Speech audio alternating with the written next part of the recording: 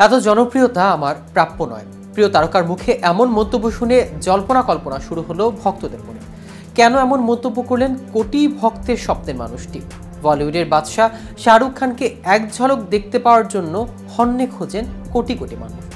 অথচ সেই শাহরুখ খানই যদি হঠাৎ বলে ওঠেন এমন সাফল্য, এত জনপ্রিয়তা তার প্রাপ্য নয়, তাহলে তো অবাক হতেই হয়। সম্প্রতি দুবাইয়ের এক অনুষ্ঠানের বক্তব্য রাখতে গিয়ে কিং খান এমনই মন্তব্য করেন।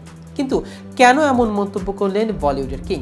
আসলে কি বোঝাতে চেয়েছেন তিনি, তা নিয়ে বিস্তারিত থাকছে আজকের প্রতিবেদনের বাকি অংশে। কেটিভি ছবি চ্যানেল থেকে আপনাদের সাথে আছি আমি মাহমুদুর রহমান সিয়াম।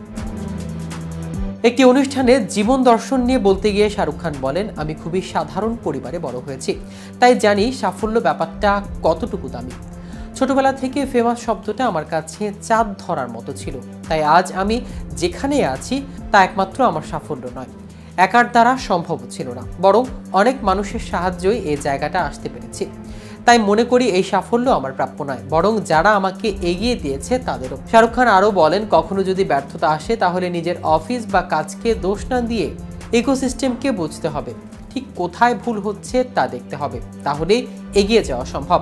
বাদশা আরও বলেন, আমার একটার পর একটা ছবি যখন ফ্লপ হচ্ছিল তখন বাথরুমে বসে কাঁদতাম। প্রথমে মনে হতো এই পৃথিবীর সব লোক আমার বিরুদ্ধে ষড়যন্ত্র করছে, তবে বিষয়টি এটি নয়, নিজের ভুলগুলো ঠিক করে এগিয়ে গেলেই সাফল্য সম্ভব।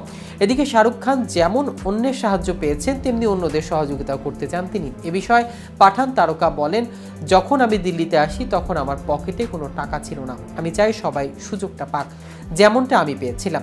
আমি সহযোগিতার অংশীদার হতে চাই, অসংখ্য মানুষ আমাকে সুযোগ দিয়েছে, আমিও এ ধরনের সুযোগ দিতে চাই যেমনটা আমি পেয়েছি।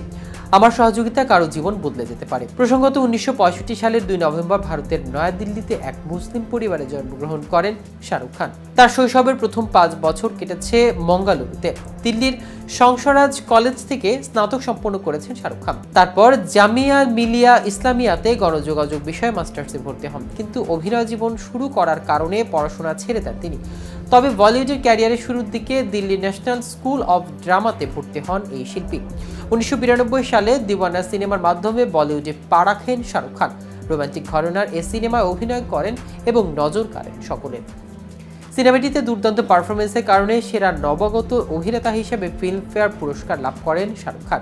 একই বছর চমৎকার দিল আসনা হ্যায় ও রাজু বান গয়া জেন্টলম্যান সিনেমায় অভিনয় করেন শাহরুখ খান। তার পরের বছর ডর ও বাজিগর সিনেমায় অভিনয় করে নিজের জাত চেনান শাহরুখ খান।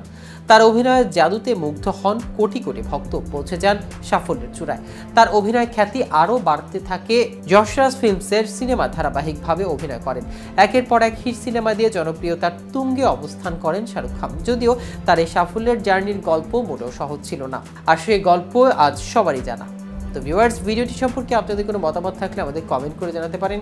সাথে সাথে নিয়মিত showbiz related update informative video পেতে কেটিভি শোবিজের সাথে থাকুন। ধন্যবাদ সবাইকে।